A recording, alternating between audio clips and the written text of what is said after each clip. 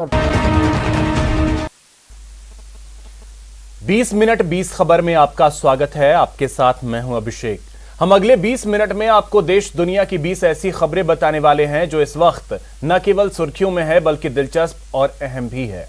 तो शुरू करते हैं 20 मिनट में 20 खबरों का सिलसिला।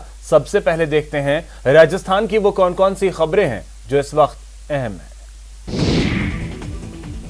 दुबई के रास्ते जोधपुर लौटा कोरोना। जी हाँ, एक माह से सुस्त कोरोना संक्रमण ने शनिवार को फिर डराया। चौपासनी रोड स्थित शिक्षक कॉलोनी के एक परिवार के 4 सदस्यों सहित 5 नए संक्रमित मिले। नए रोगियों का ये आंकड़ा 39 दिनों में सर्वाधिक है। इससे पहले 12 जुलाई को 7 रोगी मिले थे। इस परिवार के मुखिया मुकंसर बैरवा 11 अगस्त को दुबई से लौटे थे। फिर वे बालेसर के पास बेलवा गांव गए और अपनी पत्नी, एक बेटा और 2 बेटियों को लेकर वापस जोधपुर लौटे। इसके बाद एक एक कर सभी में सर्दी जुकाम के लक्षण दिखने लगे। इस पर पूरे परिवार ने चौपासनी चिकित्सा संस्थान में कोरोना जांच करवाई। शनिवार को आई रिपोर्ट में मुकंसर, उनकी 32 वर्षीय पत्नी, 10 वर्षीय बेटा और 9 वर्ष की एक बेटी संक्रमित मिले, जबकि उनकी दूसरी बेटी की रिपोर्ट निगेटिव आई। मुकंसर ने वैक्सीन की दोनों डोज लगा रखी है, लेकिन उनकी पत्नी ने अब तक वैक्सीन नहीं लगवाई थी। पूरे परिवार को घर में ही आइसोलेट किया गया है। वहीं जम्मू कश्मीर से आई सेना की एक यूनिट का जवान भी जांच में संक्रमित पाया गया है। एक साथ 4 संक्रमित मिलने से जिला प्रशासन और चिकित्सा विभाग हरकत में आ गया। मैदे से बना मधुमक्खी के छत्ते की तरह दिखाई देने वाला ये वो खस्ता और मीठा पकवान है जिसे दुनिया घेवर के नाम से जानती है। लेकिन लोगों को अलौकिक स्वाद से रूबरू कराने वाला घेवर त्योहारी सीजन में बाजार से गायब है। घेवर के बिना रक्षाबंधन क्या, कोई भी त्योहार आधा अधूरा माना जाता है। परंपरा के अनुसार रक्षाबंधन पर बहन घेवर लेकर भाई के घर जाती है। बिना घेवर के भाई बहन का ये त्योहार पूरा नहीं माना जाता। सावन से 1 महीने पहले ही घेवर का निर्माण शुरू हो जाता है। करीब 15 दिन पहले से हलवाई स्टॉक करना शुरू कर देते हैं। इस बार कोरोना संक्रमण के चलते बाजार की हालत ठीक नहीं। सिरोही के घेवर दुकानदार कोरोना संक्रमण के बाद बढ़ती महंगाई का रोना रो रहे हैं। घेवर की सीजन इस साल बारिश कम और कोरोना काल के हिसाब से देख ग्राहकी ठीक है, लेकिन हर साल से अगली बार थोड़ा फर्क पड़ रहा है और घेवर बनाने का भी आनंद ले रहे हैं और हम हमारी सोशल डिस्टेंस के हिसाब से ग्राहक के डिस्टेंस के हिसाब से घेवर बेच रहे हैं। वनस्पति घी से तैयार घेवर की विगत वर्षों में भारी खपत रही है। छतों पर म्यूजिक सिस्टम लगाकर पतंगबाजी का ये आनंद लेते लोग और रंग बिरंगी पतंगों से सतरंगी आसमान। ये तस्वीरें करौली से आई हैं, जहां की गलियों में रक्षाबंधन के अवसर पर रविवार सुबह से ही काटा वो मारा का शोर सुनाई देने लगा। युवा, बच्चे, बड़े बुजुर्ग सभी अपनी अपनी छतों पर चढ़कर पतंग उड़ाते नजर आए। भाई बहनों के प्यार के प्रतीक रक्षाबंधन और कृष्ण जन्माष्टमी पर जिले में पतंगबाजी की परंपरा है। इस अवसर पर बाजारों में पतंग की दुकान पर पतंगबाजों की अच्छी खासी भीड़ नजर आई। करौली सहित हिंडौन, मासलपुर, मंडरायल, सपोटरा और बड़ों के साथ बच्चों में भी पतंग उड़ाने का खासा जुनून दिखा। बच्चे तड़के सवेरे ही छतों पर चढ़ गए और पतंग उड़ाने लगे। अधिकांश घरों की छतों पर पतंगबाजों ने बारिश और धूप से बचने के लिए त्रिपाल, चद्दर, छतरी और मनोरंजन के लिए लाउड स्पीकर और म्यूजिक सिस्टम लगाए और फिल्मी गानों पर पतंगबाजी का आनंद उठाते नजर आए। आपकी शान की सवारी, यानी आपकी कार हो या बाइक, जब पुरानी हो जाए तो उसे कबाड़ मत समझिए। चले आइए जयपुर के हिमांशु के पास, जो आपकी कबाड़ हो चुकी गाड़ी को देंगे प्यारा सा लुक। फिर चाहे तो आप उससे शानदार टेबल बना सकते हैं या फिर सोफा। मिलिए जयपुर के कार आर्टिस्ट हिमांशु जांगीर से, जो पीएम नरेंद्र मोदी के वेस्ट टू वेल्थ मिशन के साथ खड़े हैं। जो व्हीकल स्क्रैप पॉलिसी जो आई है देश में, उसमें जैसे हमारे प्रधानमंत्री जी ने बोला, नरेंद्र मोदी जी ने, कि कचरे से कंचन, वेस्ट टू वेल्थ मिशन, उसी के तहत में हम लोग कोशिश कर रहे हैं कि इसको आगे और बढ़ाया जाए और कोशिश है कि ज़्यादा से ज़्यादा आर्टिसन और क्राफ्टमैन्स को इन्वॉल्व करके कंप्लीट सस्टेनेबल फर्नीचर की रेंज बनाई जाए।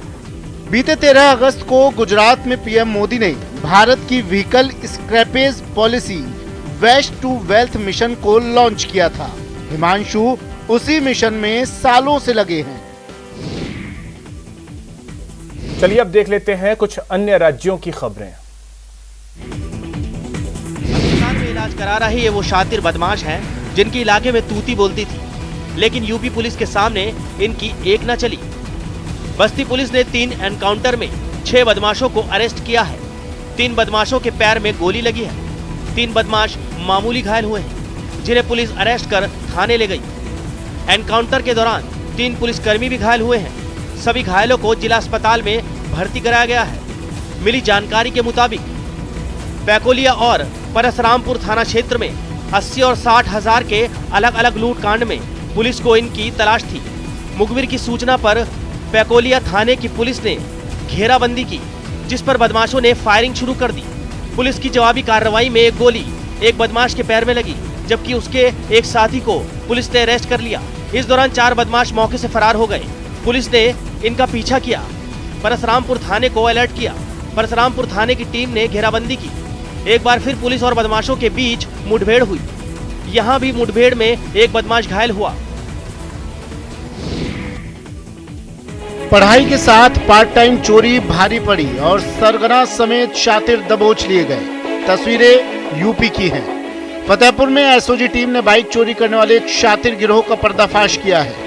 एसओजी ने गिरोह के मुख्य सरगना समेत 6 चोरों को गिरफ्तार किया है। चोरों की निशानदेही पर पुलिस ने चोरी की 11 मोटरसाइकिलें भी बरामद की हैं। मिली जानकारी के मुताबिक मुखबिर की सूचना पर एसओजी और पुलिस की ज्वाइंट टीम ने हुसैनगंज थाना क्षेत्र के लालीपुर गांव के पास से 6 शातिर चोरों को धर दबोचा और उनकी निशानदेही पर चोरी की 11 बाइकें बरामद की। पकड़े गए चोर फतेहपुर, रायबरेली समेत निकटवर्ती जनपदों में बाइक चोरी की वारदात को अंजाम देते थे और इन्हें सस्ते दामों पर बेच देते थे। पुलिस ने इन शातिरों के खिलाफ गैंगस्टर एक्ट में भी कार्रवाई करने की बात कही है। जो अंतर जनपदी गैंग है और यह बाइक चोरी करके और विभिन्न जनपदों में बेचता है, इसके आधार पर 6 अभियुक्तों को गिरफ्तार किया गया है। मेज पर पड़े असलहे, शराफत का पुतला बनकर खड़े शातिर। तस्वीरें उत्तर प्रदेश के फतेहपुर की है, जहां पुलिस को बड़ी कामयाबी मिली है। गाजीपुर थाना पुलिस ने बड़गांव के जंगलों में छापेमारी करते हुए अवैध हथियार बनाने की फैक्ट्री का भांडाफोड़ किया है। पुलिस ने यहां से बड़ी संख्या में तैयार और अधबने तमंचों का जखीरा भी जब्त किया है। पूछताछ में शातिर ने बताया कि विधानसभा चुनाव के समय तमंचे की मांग बढ़ जाती है, इसलिए ज्यादा संख्या में बनाकर स्टॉक कर रहे थे। पुलिस ने फुलवाव मऊ तिराहे से 3 सप्लायरों को कस्टडी में लेकर संचालक और कारीगर को गिरफ्तार किया है। कार सवार असला सप्लायर मोहम्मद मोबिन खान, मोहम्मद फारूक और कारीगर रवि प्रताप सिंह को धर दबोचा। इनकी निशानदेही पर पुलिस ने गाजीपुर थाने के बड़ा गांव मछरिया में फैक्ट्री संचालक श्याम रैदास के यहाँ छापा मारकर संचालक और कारीगर संजय रैदास को दबोचा। पुलिस ने यहां से भारी मात्रा में असलहे और एक बाइक भी बरामद की। 5 से 15 हजार रुपए में एक असला बेचते थे। सभी पर आर्म्स एक्ट और धोखाधड़ी के तहत मुकदमा दर्ज किया गया है। मुजफ्फरपुर पुलिस और रामलीला गाची गांव के ग्रामीणों के बीच सड़क पर संग्राम सा छिड़ा हुआ है। लाठी और डंडे से लैस हुजूम दौड़ा चला जा रहा है। दरअसल एक विवाद सुलझाने के लिए देवरिया थाने की पुलिस जैसे ही गांव पहुंची, वैसे ही गांव वालों का पारा चढ़ गया और वो पुलिस की ओर लाठी लेकर दौड़ पड़े।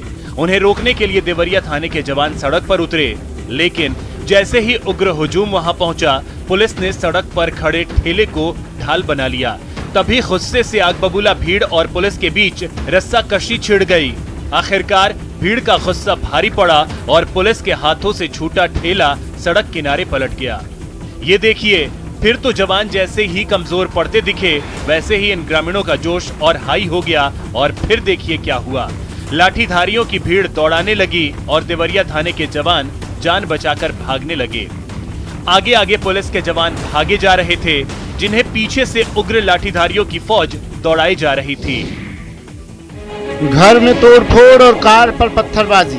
तस्वीरें बिहार के भोजपुर की हैं। भोजपुर जिले के संदेश थाना के नानसागर सोन नदी के नजदीक अवैध बालू खनन और परिवहन रोकने गई पुलिस पर धंधेबाजों ने ईंट, पत्थर और लाठी डंडे से हमला कर दिया, जिसमें एएसआई समेत 4 पुलिसकर्मी घायल हो गए। इस दौरान धंधेबाज जब्त ट्रैक्टर और जेडी मशीन को छुड़ाकर भागने में सफल रहे। बाद में टीम गठित कर दोबारा नसरतपुर टोला गाँव में छापेमारी की गयी, जिसमें पुलिस ने एक आरोपी को पकड़ा है, जबकि दूसरे फरार हो गए। पुलिस पर हमले को लेकर करीब 20 नामजद समेत 25 अज्ञात के विरुद्ध प्राथमिकी दर्ज कराए जाने की सूचना है।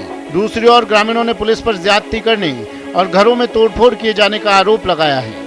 तो आपको पुलिस पीटी उठी है क्या? हाँ, टाइम हम ना देखनी है।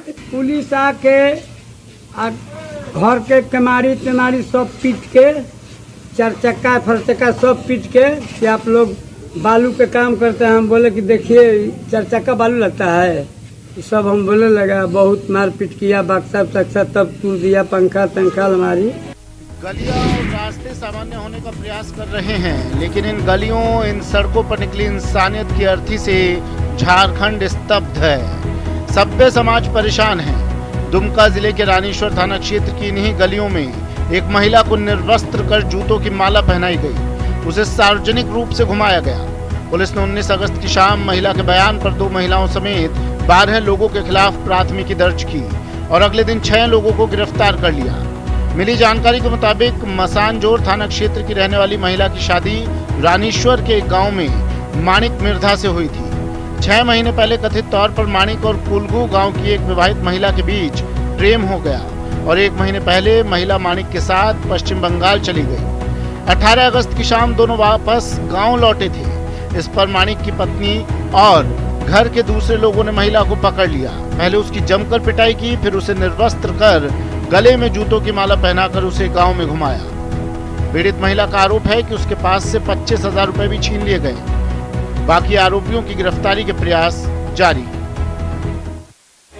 देश में एक और जहां बड़े बड़े पुल बनाए जा रहे हैं, वहीं दूसरी ओर मुल्क के ही कई इलाकों में गांव तक जाने के लिए ग्रामीणों को चचरी पुल का ही सहारा लेना पड़ता है, और वो भी कोई 1-2 साल से नहीं बल्कि दशकों से। इस साल 15 अगस्त को देश को आजाद हुए 74 साल पूरे हो गए, लेकिन अब भी देश में कई ऐसे हिस्से हैं जहाँ लोगों को नदी पार करने के लिए बांस के पुल का सहारा लेना पड़ता है। सिस्टम पर सवाल उठाती तस्वीरें झारखंड के सिमडेगा से आई हैं। यहाँ दशकों से ग्रामीणों को ऐसे ही जान जोखिम में डालकर नदी पार करनी पड़ती है। गांव वालों की माने तो बरसात में उफनती नदी में गिरकर कई लोग जान गंवा चुके हैं, लेकिन मजबूरी जान पर भारी है।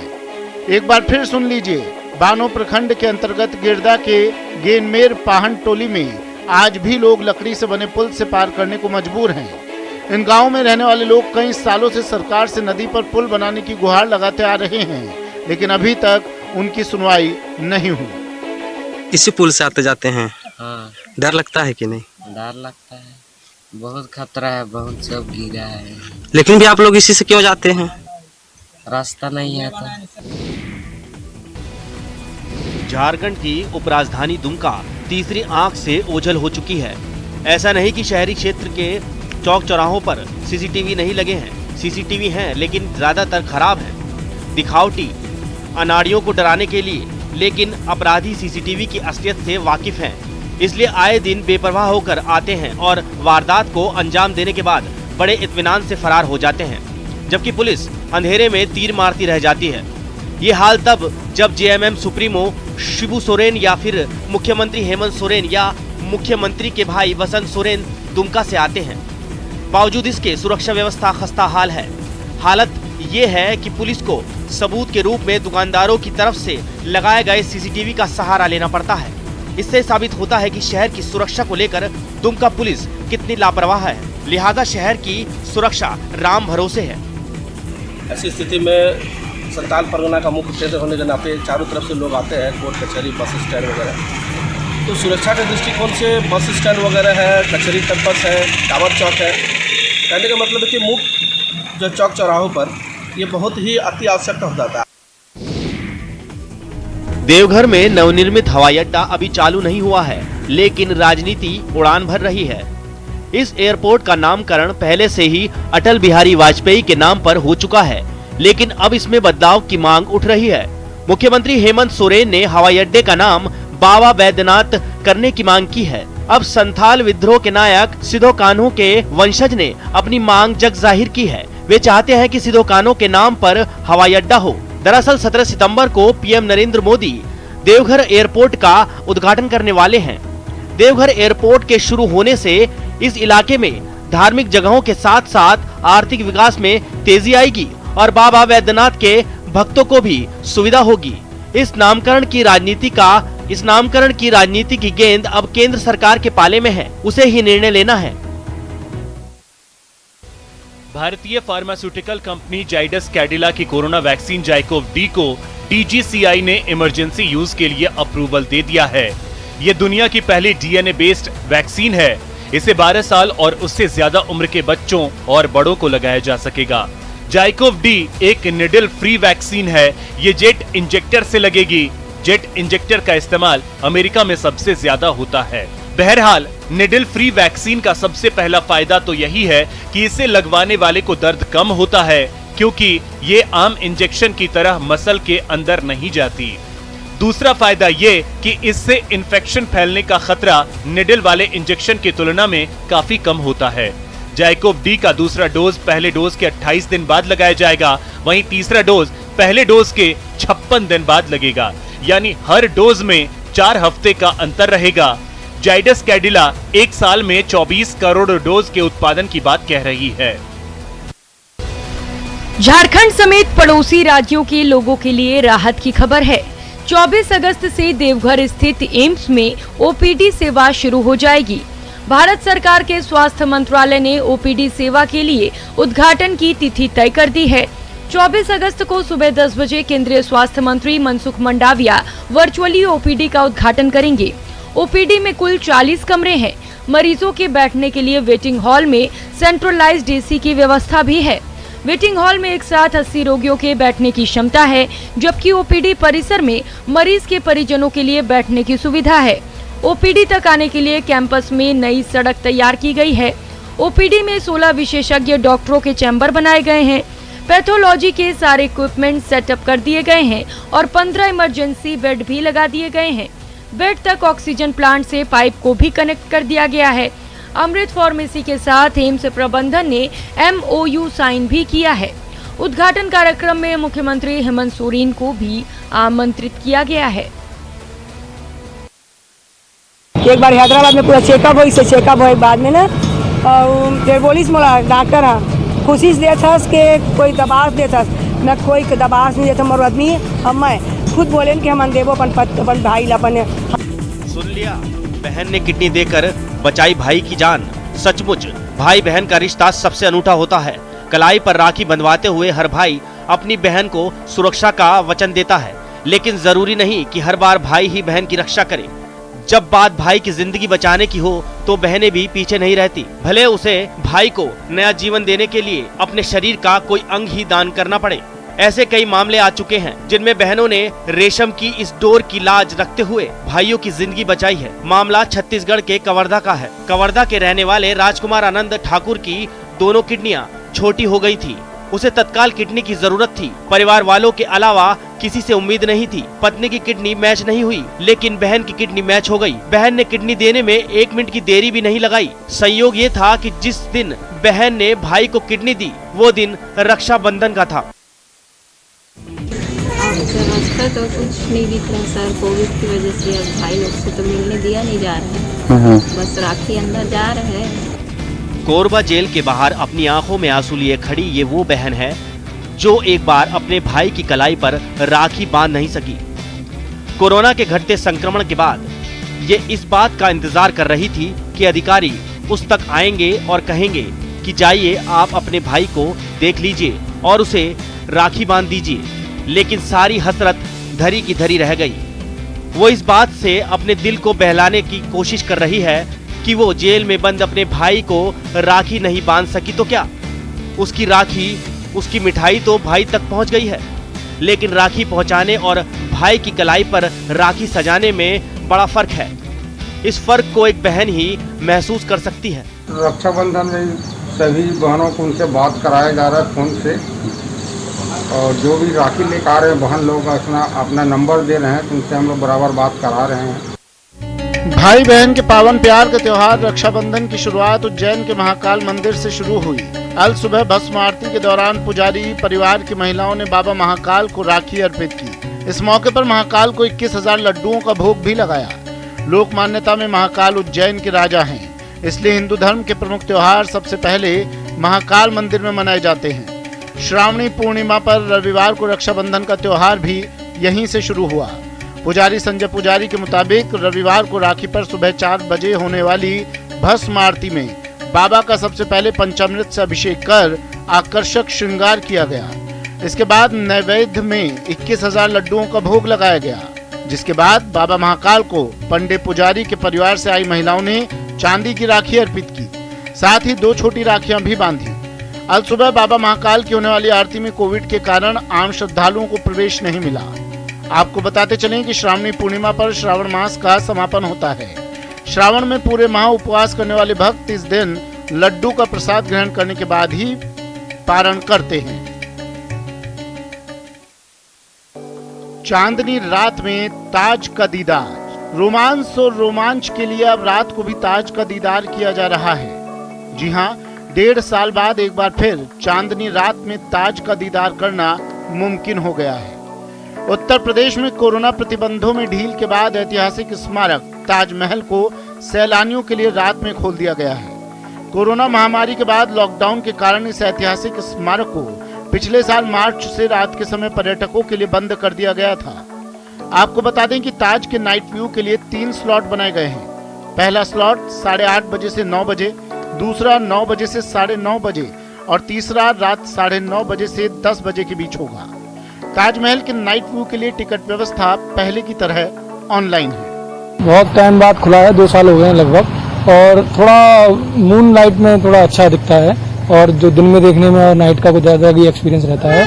प्लस थोड़ा क्लाउड था मौसम, इस वजह से थोड़ा क्लियरिटी इतनी ज़्यादा नहीं आई जो लेट शिफ्ट में आती है। रक्षाबंधन भाई बहन के पवित्र प्रेम के प्रतीक का पावन पर्व, जिसमें बहनें अपने भाइयों की कलाइयों पर राखी बांधकर उन्हें हर दुखों से दूर रहने और जीवन की सारी खुशियां मिलने की कामना करती हैं, तो भाई भी बहनों की रक्षा का संकल्प लेते हैं।